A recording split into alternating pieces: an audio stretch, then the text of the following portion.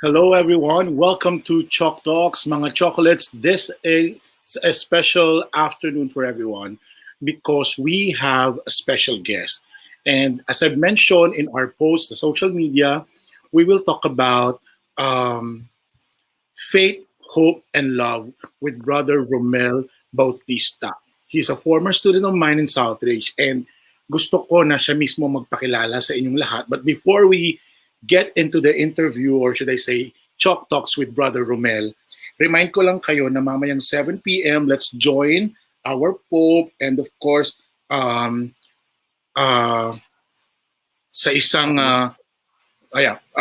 pagsasama-sama ng pagdadasal ng Our Father together with our Pope. And I hope that you will join us later at 7. So we'll get into the Chalk Talks session now with Brother Romel, and i-invite ko muna siya to join us here para siya mismo mag-introduce at magkamustahan muna tayong dalawa kasama yung ating mga manonood.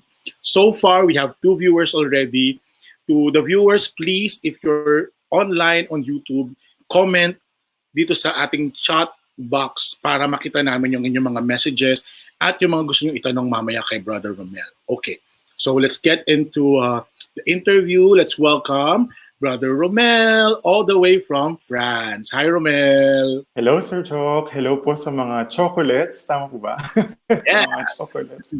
Ako isang chokster. So, I'm now in Lyon, France, and I've been here since October 2018. I was a student of Sir Choc back to the year 2004. Oh my God. 2004. That's also my first year in South. Yes, 2004. Yan, teacher ko si Sir sa Social Studies, sa General Science, Assistant Class Advisor.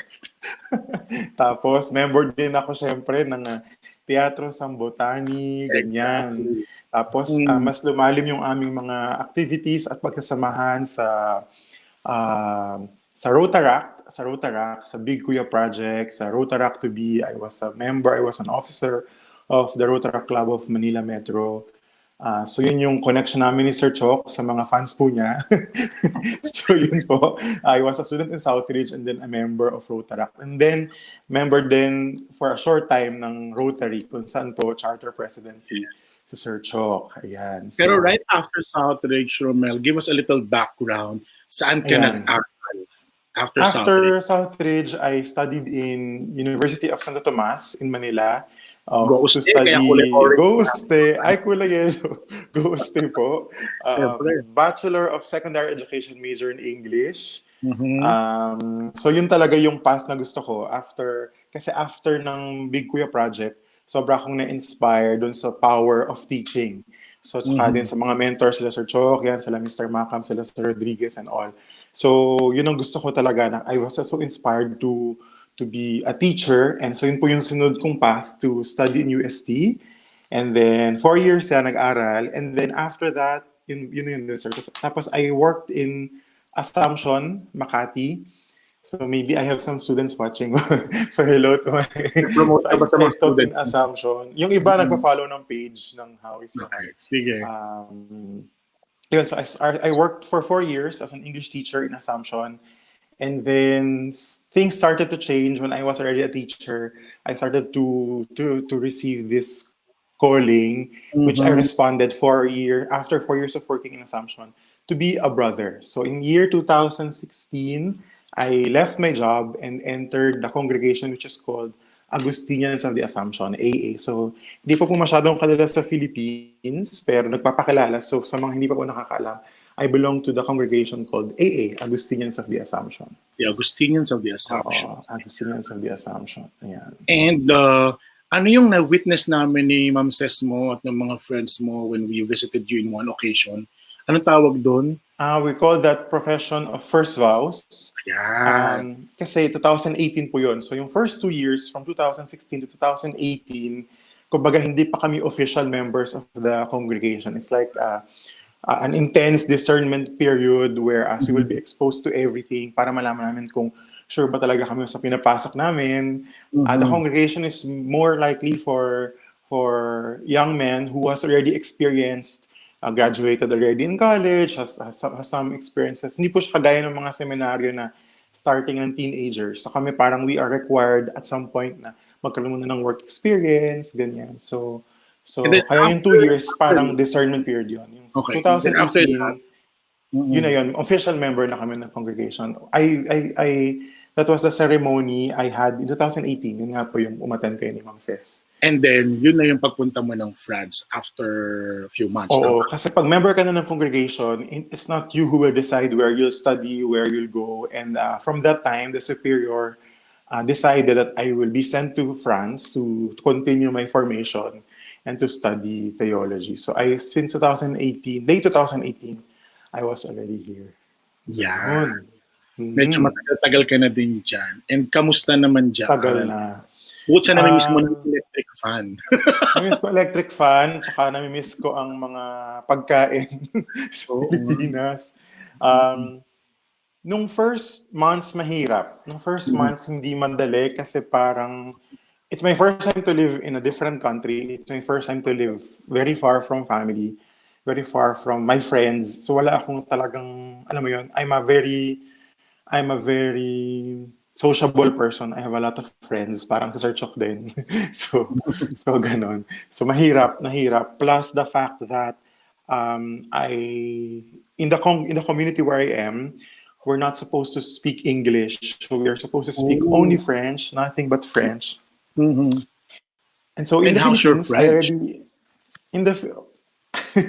I'm happy to say that by now I have this level that I can really understand everything and express myself very comfortably in French. Kasi intense din yung before coming to France, I already had some short French classes with my brothers. I remember parang naglalaro lang kami, parang gano'n. Parang joke, parang lang kami kindergarten, gano'n. So it was good enough but not enough for me to understand everything during my first months here. So the first 3-4 months were quite challenging because I had to understand everything. The feeling that when someone cracks a joke, you don't understand.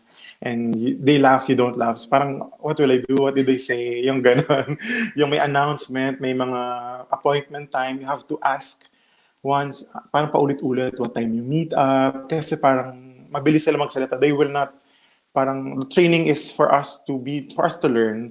They will not speak slowly for you. They speak to us as if we were French. So, pero ngayon, I think it helped me a lot. Kamusta yung buhay dyan with your brothers, no? Yung being alone, away from the family. How are you now? Now, I'm happy to say that I have fully adjusted. I have fully adjusted. I feel at home.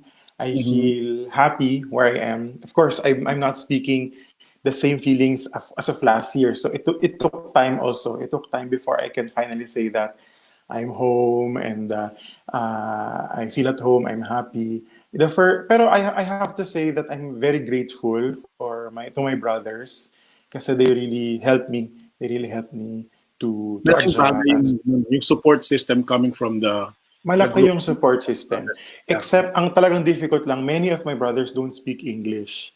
As in, zero English. Talagang ako yung mag-a-adjust to learn.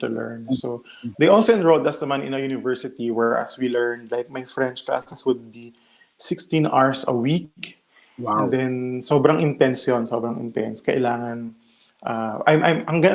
maganda rin yung experience kasi yung mga klase namin, very international from different countries. You get to meet a lot of people. Ang mga klase ko po hindi brothers. I mean, engineers, doctors, iba-iba. And it's also ang ganda a good kasi parang cultural experience on your part. Yes.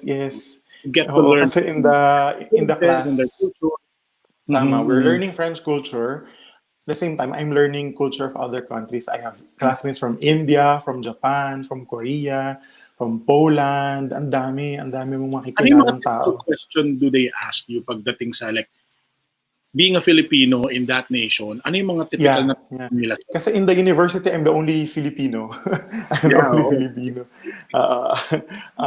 And many of them have many misconceptions about the Philippines. Some would think that we speak Spanish. Yung ganun. So, you speak Spanish? Sabi ko, no, I don't speak Spanish. We speak English in the Philippines. that we don't speak Kasi there's Spanish. history, nakasulat yun eh. Oo, so parang Spaniards. mayroon akong naging kaklase rin na Spanish girl na she was so shy to approach me because she thought I'm mad at her. Kasi She thought I'm mad at her kasi they colonized us, and for them in their history parang they think that our notion is Spanish people have enslaved us. So feeling niya, galit ako sa kanya. Sabi ko, no, you've also brought us many good things. of course. You've also brought us O sige, ganito muna. Dito sa live chat natin, may Ayan. dalawang nag-comment pero isang tao lang to. Si Ren Estepona, I don't know if you remember him, pero nag-meet na kayo in one panel. Hello. Nag-judge kayong dalawa. May picture kayo together sa Facebook. Kanina nakita ko yan eh. So si Ren is also a graduate of UST. Or no, he's studying again in UST. He went back to school. Kaya, ayan. Malaging nanonood yan sa mga ano natin, sa mga live natin at mga YouTube videos Hello, natin. Renz. Hello, Renz. Go a step. Ren lang, isa lang. Though Renz dahil dalawang profile. Gamit niya. Sige. Let's get into the topic. So, as I mentioned earlier, we will talk about three things. Very UST din to. Faith, hope, and love. Tria Hayek. Yes. Tria Hayek. Tama. Nasa main building. Nasa main building. Okay. Ginamit ko din yan na play. So, ang unang usapan natin siguro, Romel, dahil sa patuloy yung mga iba't ibang nangyayari na only in the Philippines, pero lalo na sa Pilipinas, yung COVID-19. Ang dami kong mga narinig na mga kwento about, for example, yung mga reklamo ng mga tao, how hard it is to live now in this situation. No, parang mahirap ka na nga, no work, no pay pa. So parang mahirap, lalo pang mas mahirap. And then, ang note ko nga dito is, parang sa hirap ng buhay ngayon, na pinagdadaanan ng maraming tao, my first question is all about faith. No? How can we strengthen yung faith, especially during these difficult times? Sige nga, can you Of course, we will not deny that we are really in such a tough time right now. It's really parang many people would experience it for the first time. I mean, kahit sa France or sa Philippines, yung confinement na yan. Iba kasi yung bagyo eh. Iba yung bagyo, iba yung earthquake na naranasan natin, iba yung mga ganong calamities. Ito kasi bawal tayo magtrabaho, bawal tayo lumabas, bawal din tayo magsimba, bawal din tayong, ang hirap. Ako general muna, sir, lagi kapag meron crisis, ako kahit it applies to me, no? Pag meron akong crisis sa faith ko, kahit kami rin po, mga religious people, pare, brothers, madre, madalas din po kami magka-crisis sa faith namin. Huwag niyo pong isipin na lagi kaming okay sa prayer life namin. Lahat po tayo nasa ganyang stage. So nararanasan po natin yan na nasa challenge yung faith natin, parang minsan ayaw natin magdasal. Ako nga lagi ko lang secret, very simple, remember.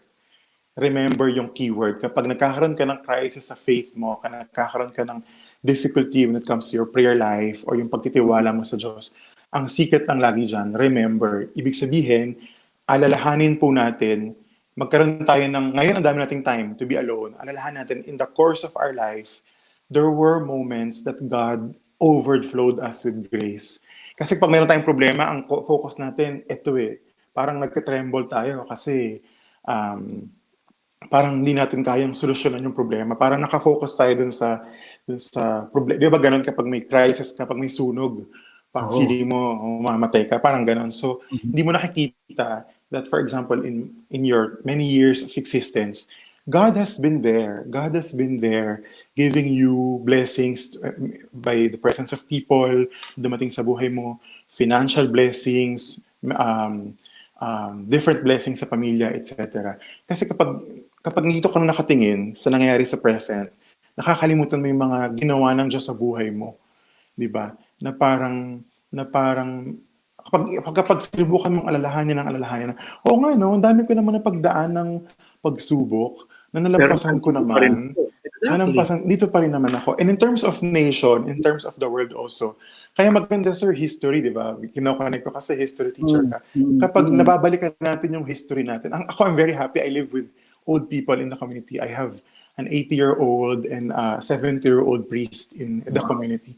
And among us, sila yung pinaka-relax. Sila yung pinaka-relax kasi they've seen the war. They've experienced the war in France. They've experienced, meron pa silang tinatawag na Spanish flu, na noon daw ang dami-dami namatay. When I told him, for example, I told him, for example, na, Father, meron na pong 1,000 na namatay, ganyan. Sabi niya, that's so few compared to what I've seen. Parang ganon kasi nga meron siyang capacity to remember. Naaalala niya na parang napagdaanan namin yung war, napagdaanan namin yung mga mas matitinding crisis. So ngayon, parang we are all fine. We are all fine. We'll be fine. We'll be fine. Yun Parang yung number one. In the midst of all this, God is there. Hindi tayo parang God is always pinabayaan. there. Kasi parang may nabasa ko na nagagalit ang Panginoon ngayon. That's why it's happening. It's not true, di ba? Hindi ganun. It's not true. It's not true. We have an ever-loving, compassionate God. Exactly. And we suffer because of our sins. The suffering that we experience right now is not caused by God. It's caused by humans themselves. Di ba? Kaya naman nagkakaroon ng mga pangyayaring. Hindi naman gawa ng Diyos yan. Meron tayong mga suffer. Minsan kasi we suffer out of our own mistakes. Unfortunately, sometimes we suffer out of other people's mistakes. And that's the consequence of humanity kasi we live in one place. So wag nating iisipin na kasi actually, sir, I've encountered in my life as a brother the poorest of the poor, and I've also encountered the very rich people, like some of very rich people. And those people who would complain and those people who would be, parang resentful are actually those with things. Exactly. Isang pa-share lang ng isa. I've lived for 2 weeks in a family in Montalban. Ang trabaho nila, sir, magpitpit po ng bato. Magpitpit ng bato. Every day, nagpipit kami ng bato for 2 weeks. Tapos, kailangan nilang punuin yung isang, elf truck ng graba. Mula sa pinipit nilang bato. And for 1 week, ang nakikinikita nila doon, 600 pesos. Meron silang 7 anak.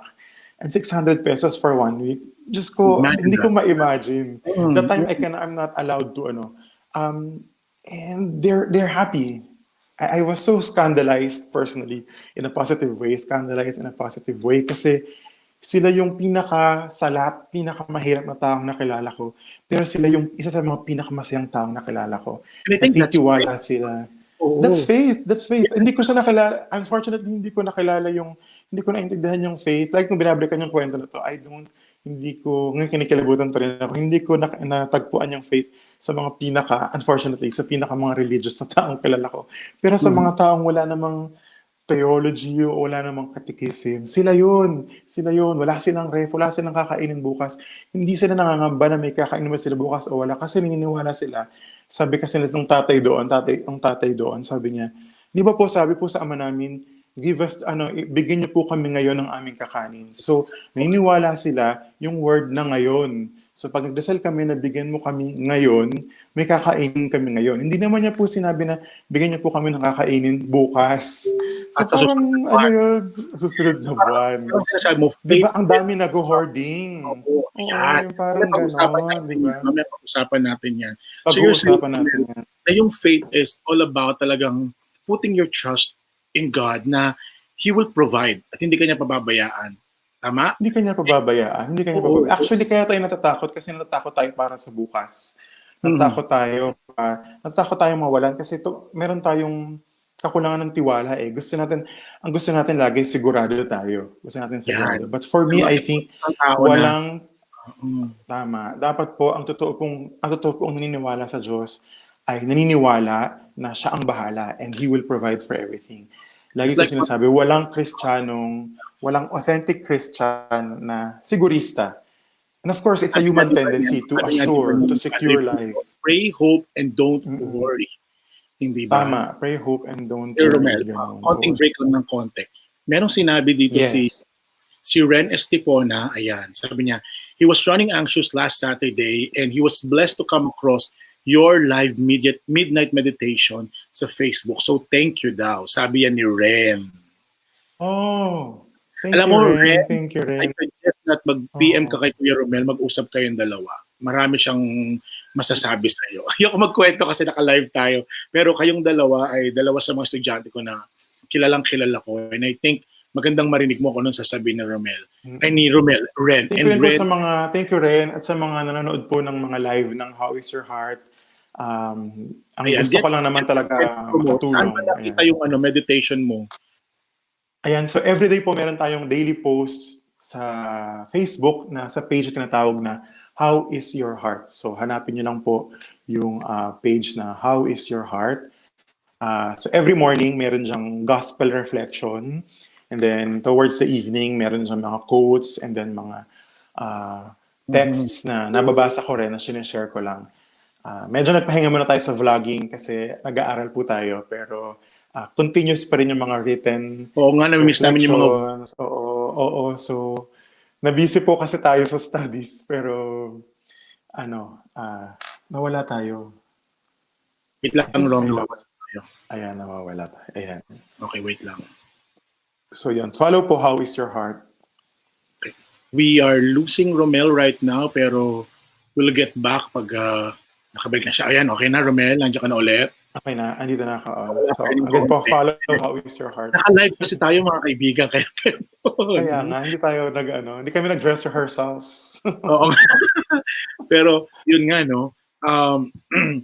Sige, bago tayo pumunta sa next question natin, ang ganda nung sinabi mo about faith and about believing in the now and not to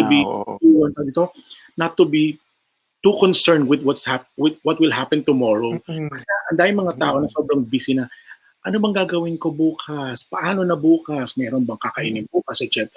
Na hindi natin na-appreciate yung mga blessings na dumadating na yon. And when we talk about faith, yung sinasabi mo, maniwala na God is there sa gitna ng lahat ng ito, hindi ba? And yun nga, and talking about faith and connected na dun sa blessing siguro, sa Facebook, kita-kita natin yung dami ng mga tao na nagpapakita ng tulong, suporta sa mga nangyayaring ito, yung mga frontliners natin, yung mga donations na natatanggap, yung mga ordinary people trying to do extraordinary works, di ba? Sa ibang mga tao, at yung mga government officials natin na gumagawa ng tama at gumagawa ng mali. Let's go to siguro. Kasi ang dami mga tao nawawalan na ng pag-asa, parang feeling nila it's getting worse every day.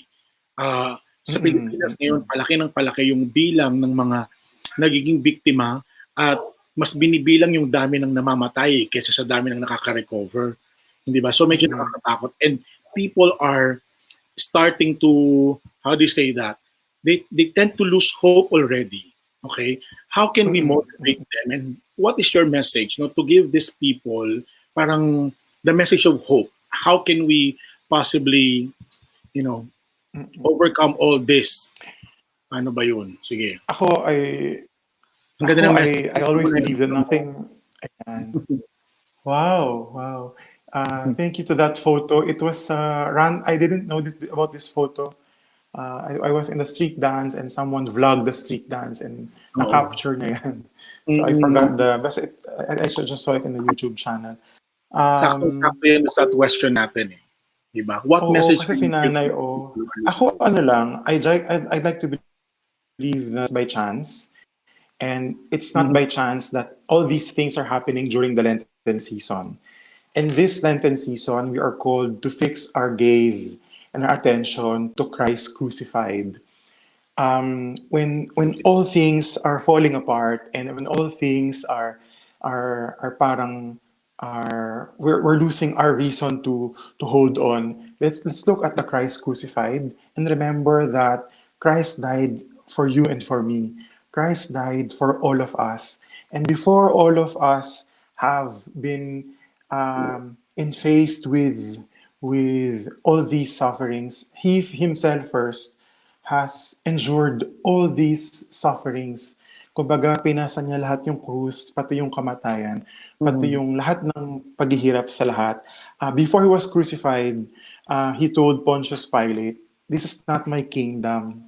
This is not my kingdom." At unfortunately, we also have to accept the fact that part of our life is suffering kahit ang Diyos hindi nakaligtas dun sa paghihirap na yun. But alam ko marami po sa atin na wala ng pag-asa, natatakot. It's so normal. It's so normal po na matakot, mawala ng pag-asa. Kasi buhay yan eh. Buhay ng mga mahal natin sa buhay pag meron tayong mga taong nasa paligid natin. Mahirap, hindi natin pwedeng aminin na hindi ko po pwedeng sabihin sa inyo na huwag kayong kabahan, huwag kayong matakot. Ang payo ko po sa inyo is that in your prayer, hold on to your prayer, and in your prayer, be honest to God. It's very, very helpful for me and to the people I've talked to na when they pray kasi, sometimes they don't, even to God, they're not honest kasi hindi rin sila honest sa sarili nila. So in our prayer, when you're afraid, tell God you're afraid. When you're angry, tell God you're angry. When you don't feel God, tell Him, I don't feel you. I feel so dry. I feel so sad. And it So parang changes when so you pray, much. ibuhos mo lahat. Hindi mo kinakailangan Oo. i-cover up or limitahan yung Hindi, sasabihin mo oo. because you're talking to God and He's Oo, the one kasi who understands everything. tama. And prayer is relationship. That's one thing that I want to highlight. Prayer is relationship. It's not, God is not our boss na kailangan nating impress. God is not our audience na kailangan tayong palakpakan. God is So a dapat friend. gandahan yung prayer. God is a friend. Hindi kailangan ganun yung prayer. Minsan ako everyday ako nagdadasal. Sometimes I tell him, I feel so dry, I feel so sad, I feel so lost, and come to me, talk to me, and sometimes kayo sir, pag-asawa niyo po ni Moses, sa pag-aasawa may mga panahon hindi kayo nag-uusap, pero Yeah, komportable kayo sa isa't isa. exactly. Diba? Oo. Ako rin sa mga kaibigan kong gano'n. Sometimes meron akong best friend na we just read a book together, pero we are comfortable with each other. We don't have to speak. And in our prayer, sometimes we don't have to speak. We just have to stay there and trust. Tama. I don't know sa mga tao pong nawalan ng mahal sa buhay, sa mga tao pong merong mga natamaan na po ng COVID-19, o may mga members ng family na meron pong COVID-19, I think kahit ako, hindi ko po pwedeng sabihin sa inyo na it's okay. Kasi it's not okay. Yeah. And yun, yung sabi nga sa kanta, it's okay not to be okay. It's okay not to be okay. Pero yun, wag po tayong bumitiw sa ating pananampalataya. Wag po tayong bumitiw sa pag-asang Diyos po yung bahala. Yun, kasi marami sa atin, hindi tayo handang, we were raised to be independent and strong people. Sometimes even before God, we don't want to depend. And so this is a call for all of us to learn, to go back. At the end of the day, we are God's children. And at the end of the day, we need to depend to Him. Gusto ko na highlight mo yung power of prayer. And I think yun yung hope na pwede nating panghawakan. The promise of God that He will, take care of us and He will, address kung ano man yung dapat nating i-address. One of your friends in high school commented also sa gilid, and sabi niya, sabi ni Dan Reyes, goal in life is to find God in whatever life brings us. Not only, kinorek niya yan, during those times where you put your life back up. Ayan. Exactly. And thank you, Dan. Kamusta ka naman dyan? Actually, nasa notes ko rin, sir, last na rin about sa prayer. Prayer is about consistency and not intensity. Anchoring on God's, on Dan's point of view. Prayer is not about intensity, but about consistency. Diba sa ang prayer, ang pagmamahal, ang prayer tungkol sa pagmamahal sa Diyos tungkol sa mga magulang, sa mga mag-asawa, sa magkakaibigan. Hindi mo lang naman mahal dapat ang mahal mo sa mga panahong masaya, sa mga panahong may sakit. Bawa, hindi ka lang naman anak sa magulang mo kapag may sakit na sila at mamamatay na.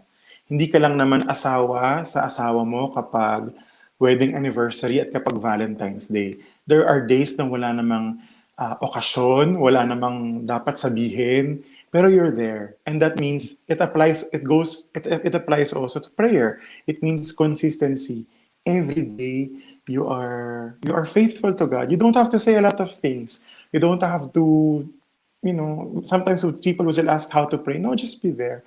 Tell God I'm here. Tell God. Romel, dun sa habit ng pagdarasal na tuwing may kailangan lang tayo talaga.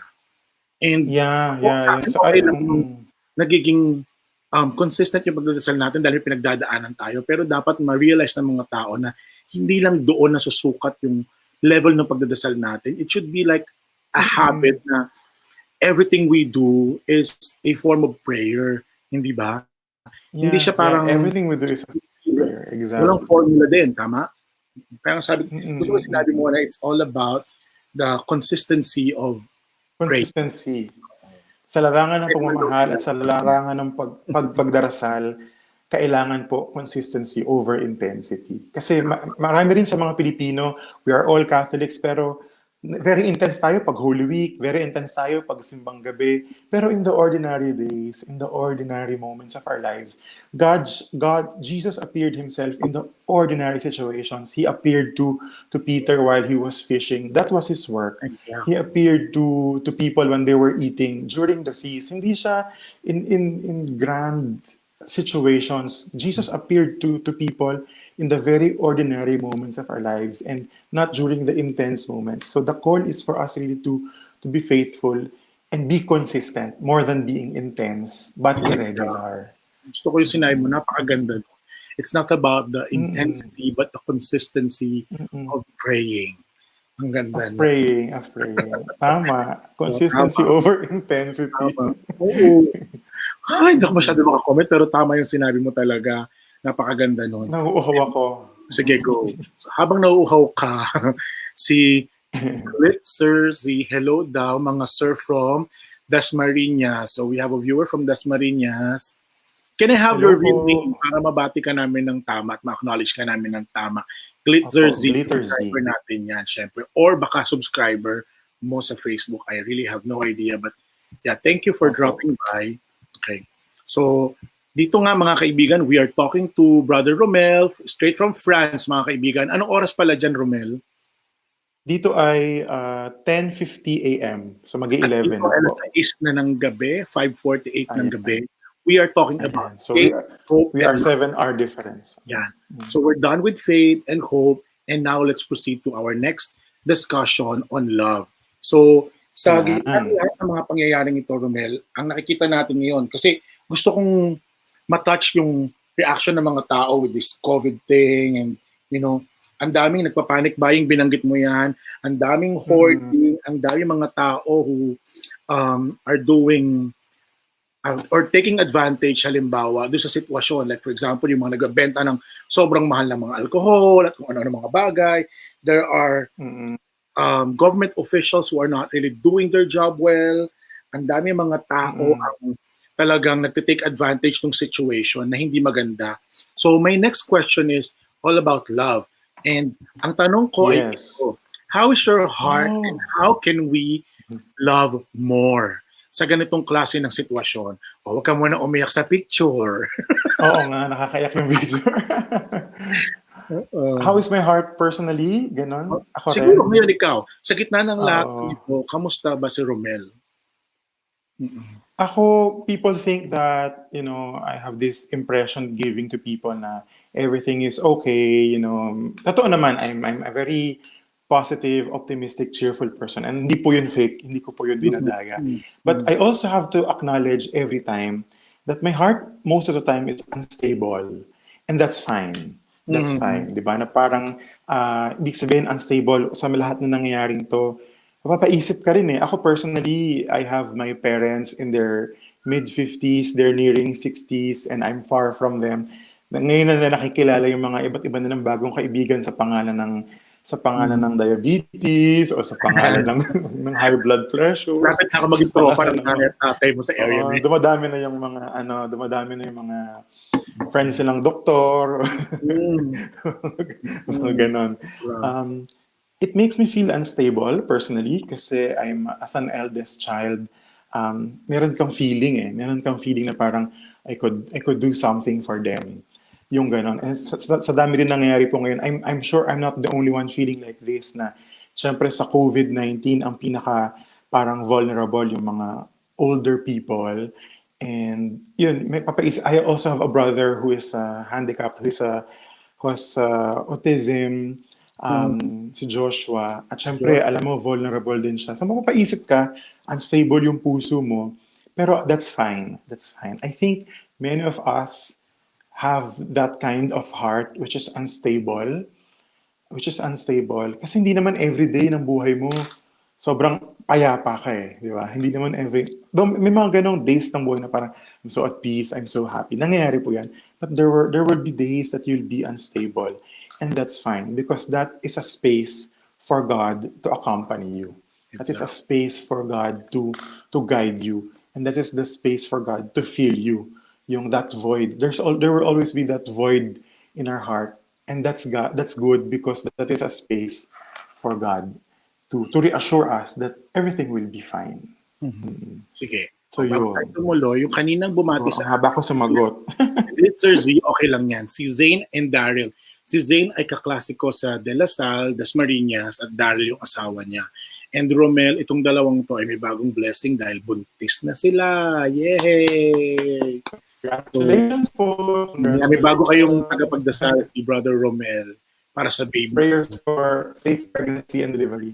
Yan. Yes. So, anyway, napakaganda ng discussion natin, Romel, nakakatawa. No? And sa totoo lang, yung mga taong nanonood sa atin, katulad ng binanggit mo, lahat tayo, we have to acknowledge the fact na minsan hindi talaga tayo okay. And it's okay not to be okay. It's okay not to be okay. We have to acknowledge the fact It's okay not to be okay. Mahina din tayo, na meron tayong nararamdaman, and the more that we acknowledge it, the more na magkakaroon ng space yung mga tao to help us.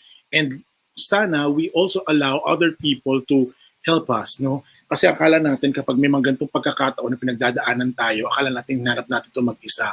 But we have to remember that there are people who will always be there to help us. Our family members, kapatid natin, mahal natin sa buhay, mga kaibigan natin, hindi ba?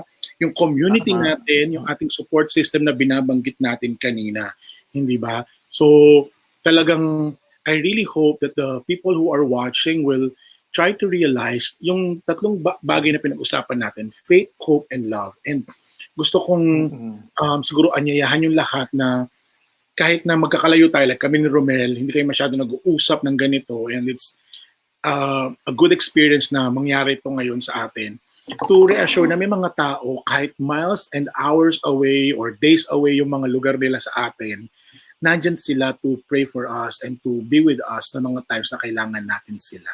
Hindi ba?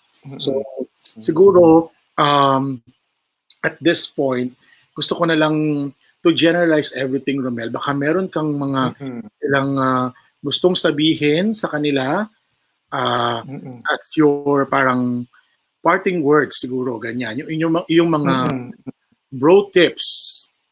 Huwag niyo kalimutan, follow mo na si Romel sa Instagram, Romel_Bautista. Yes, at yung Facebook page, How is your heart? So sa banner mo, nakalagay doon, Romel, go back, go home, go forth. Siguro yan ang pwede mong expound para to close this discussion this afternoon. When I thought of this banner for the Lenten season, this is for the Lenten season kasi kapag ginagawa kong violet, hindi ko pa alam na mangyayari itong COVID-19 kasi it was well thought of before. But I'd like to believe nga kagaya ng sinabi ko, nothing happens by chance. It's a call for us to go back to who we really are. Kasi lagi kong sinasabi, kaya tayo nalilito sa mga ginagawa natin. Kaya tayo nababurn out sa buhay natin. Kasi hindi na natin kilala kung sino tayo. So lagi mo dapat tanungin muna sa sarili mo, sino ba ako? Kasi many times we ask ourselves first, what should I do? No, dapat tanungin muna natin ang sarili natin, sino ba ako? Kasi we forget that before we are human beings. We are not human doings, di ba? Very basic yun. We are human beings, we are not human doings. So, being muna, bago doing. At kapag klaro ka na sa sarili mo, sino ba ako? I'm a son, for example. I'm a teacher, for example. Then, ano yung mas una? Son, teacher, citizen, tawa, ganyan, member ng organization, etc. Kasi minsan, ang daming gagawin sa table, you wear a lot of hats, but hindi mo alam ano pa ba talaga doon yung main identity mo. Na hindi mo na alam kung ano yung dapat mo munang gawin. So, before you ask yourselves what to do, ask yourself first, who am I? Di ba? Very, very basic. Sino ba ako? Yan. Ano ba yung goal ko? Bago ko tanongin sila. Bakit pa sa tingin mo, Romel, yung mga tao, like, they tend to forget to ask that question, who am I? bakit parang sobrang preoccupied sila with the things that they have to do and to accomplish. Ako, guilty ako dyan. As you mentioned, Mm. there are Ako din, people may mga who wear ganon. a lot of hats. Like ako, for example, I do a lot of things. Mm. Pero bakit ba minsan, parang pakiramdam ko, I tend to lose focus na parang gusto mo na mag-shut down, gusto mong tumigil. No, you get to feel na parang overwhelmed about all these things happening in your life. Parang ayaw mo na. Ba't ganon? Ba't ba nangyayari yan? Tingin mo? Iba't iba, I'd like to believe, iba-iba yung dahilan ng mga tao, bakit ganon. Pero yun nga, I think babalik lang dun sa dahilan na hindi mo natin tinatanong muna yung sarili natin kung kung sino muna tayo bago natin sabihin kung ano yung dapat kong gawin. So, Ayan, may comment si highlight nyo rin yung sinabi mo, Um, what should I do? Ask yourself first, oh, who am I? Ayan, napakaganda. Ako example ko dyan, meron akong kaibigan from a parish before na isa siyang nanay, tapos very active siya sa church, tapos mas active siya sa church kaysa sa family niya as a mother. So and then nagkakaroon siya ng problema sa anak niya, and I told her, you know, you have to ask yourself first how much of your time is devoted to your son and how much of your time is devoted to the church. I'm not saying na masama maglingkod sa church, pero above all the hats you're wearing, which identity is more supreme for you, and which identity is God calling you to prioritize? Yeah. Diba? Hindi naman kailangan ang dami lagi kang nasa church, pero ano ba yung main mission mo sa buhay? To be a mother. Yung ganon. So I think Parang you're saying, you have level, to know ano talaga yung purpose mo sa buhay. Minsan marami oo, tayong yung identity. ano yung Lagi kong ginagawa sinasabi na the identity, from identity flows mission. Di ba, sir, vision muna bago mission. So, correct. identity muna bago mission. So, dadagdag ko lang sa go home tsaka sa go forth, isa po sa identity na wag po nating kakalimutan is we are God's children. Something that we should, yun lang, siguro kung meron akong final word, yun ang gusto kong i-impart sa lahat. Kasi kanina yung identity. So, one of the most important identity that we should never ever let go is our identity as God's child. Meron tayong tatay sa langit. Marami man sa atin iniwan o maagang nawalan ng tatay, meron tayong tatay sa langit na hindi tayo pababayaan. At yun yung bagay na minsan, kaya tayo nagkakaroon ng struggle sa faith natin. We cannot sometimes accept this identity. Kasi nga, kagaya na sinabi ko kanina, we were raised and we were born to a society that praises the independent, the strongest, and the greatest. But before God, we remain to be a child who needs something. We remain to be a child who should depend to Him. Kasi gusto natin, hindi tayo hingi ng tulong, di ba? But ngayon, it's an identity that we are called to accept and embrace once more. Kasi kapag hanggang hindi natin aamin sa sarili natin na kailangan natin ang iba, kailangan natin ang tulong, at kailangan natin ang Diyos, hindi tayo talaga magkakaroon ng tamang pagtanaw sa kung ano ba talaga ang kahulugan ng buhay. Yun yung mantra ko po sa buhay, sir. We are God's child first and foremost. So ba't ako mag-worry kung alam ko that I have a Father in heaven? Bakit ako mag-iisip ng mga bagay na hindi ko naman kayang solusyonan? Diba? At dalawa lang kami na binigay ng Diyos sa akin. At dalawa lang yung tenga. So kapag it's also an acceptance that I cannot do everything. And also an acceptance that I always need help.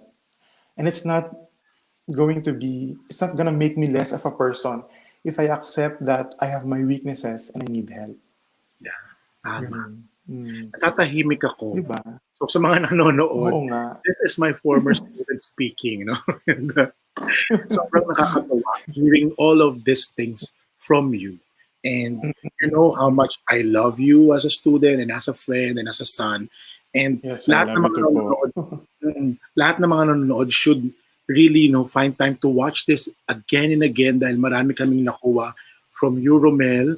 So, with that, gusto ko lang i-highlight yung mga sinabi mo, no? Pero sabi Yes nga po. ni Ren, we are all God's children. So, ang mga binanggit mo kanina, as we talk about faith, hope, and love are the following. That, number one, we need to believe that He is always there. In the midst of all this, God is with us at hindi niya tayo pinababayaan. So we continue to pray, consistently pray. It's not about the intensity of our prayer, but the consistency of our prayer. And to love like how God loves us. Unconditional, faithful, at hindi niya maniwala na hindi niya tayo pababayaan dahil anak niya tayo. These are the takeaways for this special Chalk Talks with our brother Romel as we ask the question, how is our hearts? So with that, let's say thank you to Romel. Thank you, Romel. Meron ka bang gustong Thank you very much po. Nagawa mo na ba yung mga assignments mo? Di po nakaubos yung mga assignment, pero huwag niyo pong kalimutan na i-like at i-share po ang How is Your Heart? At higit sa lahat, hindi lang po tungkol sa page. Every day or at the end of the day, it might be nice also to ask, how is your heart? Kasi it's easy to how is my heart? Kasi it's very easy to serve people, to help people, to cater the needs of people.